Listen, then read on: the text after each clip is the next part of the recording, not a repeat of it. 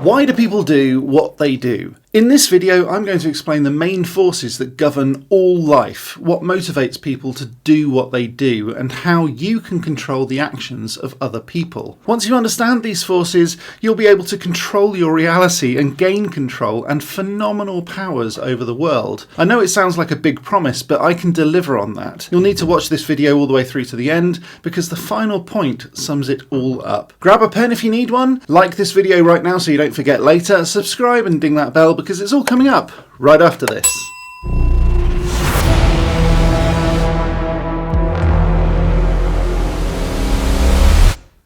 Hi, I'm Neil, welcome to Real Wizardry. Are you excited to learn about the forces that govern all human life on Earth? Seriously, once you get this, you're going to suddenly find yourself with phenomenal cosmic power. Phenomenal cosmic power! And potential. You're going to need to start to put away some of the things you think you know, because I know a little voice will hop into your head at some point during this video and tell you things that you don't need to hear. Try to quieten that voice down and listen to this video all the way through to the end, because if you do that, you will be able to gain control and power. There are ultimately two main forces battling away in life. These are love and fear. This sounds like New Age crap, I get it. They're good at pooping. But the truth and the strength of this statement shouldn't be overlooked, because all of human behaviour just springs from that one idea. And once you get that, you'll be able to better understand what people are doing and why they're doing what they do, and what you need to do in certain situations. Let's take the recent unpleasantness in the UK regarding the fuel supposed crisis. And to be clear here, there isn't a fuel crisis in the UK, but people just think there is, and so the symptoms are kind of the same. The fact was that there was a shortage of people who drive the fuel trucks, and there was no shortage of fuel at all. People started panicking that they wouldn't get any fuel, and that led to fear. Fear of loss is a big deal. If you give someone something and then take it away, or even threaten to take it away, it has a much stronger reaction in them than if they never had it in the first place. Fear of loss is fear, and fear is a major force in life. On a more basic level than that, fear in general is a major force. So love and fear. Let's talk about relationships for a second, whether romantic relationships, work relationships, friends, family, or even just people on the street who you don't know at all. Relationships and the way that people interact are governed by both love and fear. If I said, look at a rock, just a random rock, how do you feel? The chances are that you wouldn't be that bothered. You'd be a bit bored if anything. It's just a rock. You don't fear the rock, and neither do you love the rock. But this cute picture of a pig, love goes up because it's super cute. Aww. Call it what you like, but you're governed by love and fear. I'll circle back to relationships in just a moment, but first let's look at how love and fear in this fake fuel crisis has led to anger at the fuel pumps. People got so angry and violent that there were literally punch-ups at the pumps. That's ridiculous. Now, if you can understand the forces at work here, you'll have real power over what to do next. Let's find out what's really going on. What are the forces at work here? And I'll give you a hint, the answer is always the same, love and fear. Anger is all about love and fear. People in this case are angry because they care. They're in love, for want of a better word, with the freedom that the fuel brings them. They are fearful of losing that freedom. They're scared about not having the fuel, and so they express this love and fear by defending the thing they love, their freedom. The anger obviously isn't justified, but to the people getting violent, it's totally justified. They love something so much that they're willing to fight for it, and that's understandable. We see this all the time in nightclubs, football stadiums, pubs, clubs, bars, restaurants, shops, and even on the road. Road rage, consumer disputes, football hooliganism, drunken fights, they're all angry because of a love and a fear. I'm annoyed. Road rage is caused because of the love of being where they are, going where they're going, and the freedom or speed of doing what they're doing, or something that the driver already has, and the fear of losing it. Being undercut, being second, losing the race, having their life or the life of those they care about, or the condition of their car, which they also love or care about, being undermined, that's fear. People get angry because of love and fear. What about confusion? Well, you can't be confused without love or or fear either. Without love or caring about something, you can't be confused. Someone who simply doesn't care will never be confused because they lack the love needed to be confused. If you ask a child who's failing to achieve their grades at school why they're failing, it's probably because of love and fear. If they don't care enough, the lack of love, they'll probably never know confusion because they just can't see why they should know something. And they also can't see that they don't know something. Why should they care? The first thing you need to do is to build that love, build that care. And I'll cycle back to that in just a moment. So sticking with relationships just for a moment, let's talk about trust. You really can't have love without trust. Whether it's parental love, romantic love, or even love for a pet, when trust goes, the relationship may as well be dead. A parent beating a child undermines that relationship because trust is eroded. A partner cheating in a relationship erodes trust, and a dog biting you in that sort of relationship will erode trust as well. Once that trust is gone, the love starts to wane. So what is trust? Well, I've told you before, the answer is always the same. It's love and fear. You can't trust something unless you really care about it. You can't trust that this video will continue to give some amazing revelation. Just you wait, it's coming.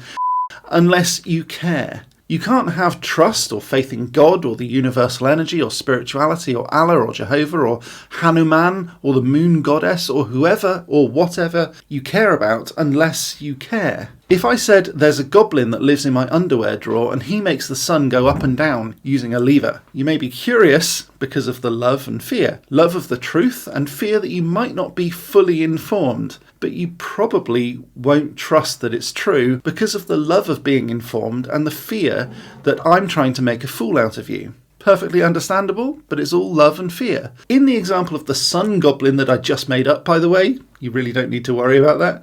You don't need to trust me, and who cares anyway? Caring is love, by the way.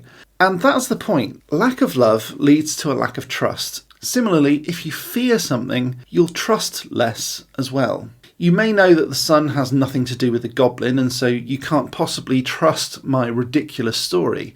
Well, that's fear talking. Fear that what you know to be true about the sun rising and the sun falling might not be true. Love and fear are opposites. The lack of fear usually means more love, and vice versa. Negative emotions usually have more fear. Positive emotions normally have more love. Anger is love and fear. You probably can't get angry at a rock because you just don't love it. If it fell on your foot, you might get angry because you love not being in pain and you're fearful of the negative feeling continuing. So you might direct that anger at the rock that fell on your foot. But you don't really care about the rock itself. Jealousy is love and fear. You're fearful of losing something and so you love something enough to become jealous of it because of the fear. If I said, I'm going to take this air away from you, you wouldn't really mind because you know immediately that this handful of air is just as good as this handful of air, or any other handful of air. If I move it, more air will just rush into its place, and so there really is no fear of loss. If you were 50 feet below water or in outer space and I turned off your oxygen supply, you'd be a touch more fearful, I'd imagine, because of that fear of loss. It's the love for your life and the fear of losing that life that would make you react in the way that you would. Other examples of love and fear include literally every emotion or action in the world. Pride is the love of the position and fear of being usurped or displaced. Gluttony is the love of food and the fear of not having that food. Competition is love of winning and fear of losing. Getting married is love of another person and fear of them finding someone else to take your position away. It's all just love and fear. So how can we use this? How can we gain power from this one very small but very powerful bit of knowledge? Are you ready for the kicker? I said earlier that love and fear are opposites, but are they? Well, are you ready for the answer? I'm going to pause this video just for a second while I ask you to put something down in the comments and tell me what you think the main revelation is going to be and how you can gain control from your own knowledge that love and fear are really the only two forces in the entire universe. I'll reveal the answer in just a second because it'll blow your mind. By the way, commenting is really going to help my channel grow because it tells YouTube that it was a good video with high engagement, and so more people should see it. You can also click that like button if you haven't done already. These sorts of things really help me out so much, and it won't cost you a penny. Okay, I think that probably should be enough time. Don't worry, there's a bit more video left if you haven't quite finished it yet. Let's carry on to get the real secret of how to gain control and power in life and over other people. I said earlier that love and fear are opposites, but that's not actually true. They're both the same thing. If everything boils down to love and to fear, what are love and fear? Well, here's the thing. The only pure power is love. And again, I know it sounds new agey, but just go with me for a second. Fear is simply misplaced love. You can't fear anything unless you care. Maybe not necessarily care about it, you might care about something else, but are you worried about a rock? Let's say that you have a rock at home. Are you scared yet? No, of course not. If I was screaming at you in a pub car park, holding a rock and poised to throw it at your car, you'd probably be a bit more fearful. But it's not really fear of the rock. It's the fear of loss, which is really only the love or caring that you have for the current state of the world. You like your car. You care, and so your fear goes up. You're fearful because of misplaced love. Fear is love. Let's go through all the fears from this video with the new lens that fear is simply misplaced love, and you'll definitely see what I mean. So to begin this video, I spoke about the fuel crisis and people having a fear of loss. This is more powerful than the fear of never getting what you want, simply because you never already had it, and so you can't really care about it as much. The fear of loss is stronger than the fear of never getting it because they already know what it's like to have it, and so they care about having it, and they care more about it not being there. This is misplaced love because they care more. There is more love for it, and so the fear is stronger. So fear is love, just misplaced. Loss of trust occurs because of an increase of fear, which leads to a lack of love. That's not the case at all. It's simply misplaced love. You can't trust someone because you care whether or not you'll be betrayed again. This is love. You cannot not trust someone if you simply don't care what they do. If you don't care at all, you don't care. There's no trust needed because who cares? Trust, even a lack of trust, relies on the love to exist. You can't have trust that some random car halfway across the world won't suddenly swerve across the road in 6 weeks' time. You can't trust that because you can't care about that, unless of course you're going to be there or someone you know is going to be there. If you have no reason to care, you simply cannot care and you cannot trust, and neither can you not trust. Fear is just caring, and caring is love. And that's the secret, and this is how to gain real power, through truth and applying that truth in life. Everything is love. Once you realise that fear and love are the same thing, you'll come to the realisation that if everything is fear and love, and even fear is just misplaced love, you'll start to wonder what love is, and perhaps that's a subject for another video. If you like this video, please click that like button. It tells YouTube that it was a good video and more people should see it. Please subscribe and ding that bell. By dinging the bell, you'll be notified every time I go live or upload anything. A massive shout out to these amazing people. They're patrons and members from Patreon and YouTube. They help me out so much, and you can become one of these amazing people just by following the links down in the description, and I will love you forever. Because it's all about love, remember that. Don't fear losing £1.99 a month, that's less than a cup of coffee. I'll be back next week with some more magical awesomeness, but until next time, as always, Stay magical.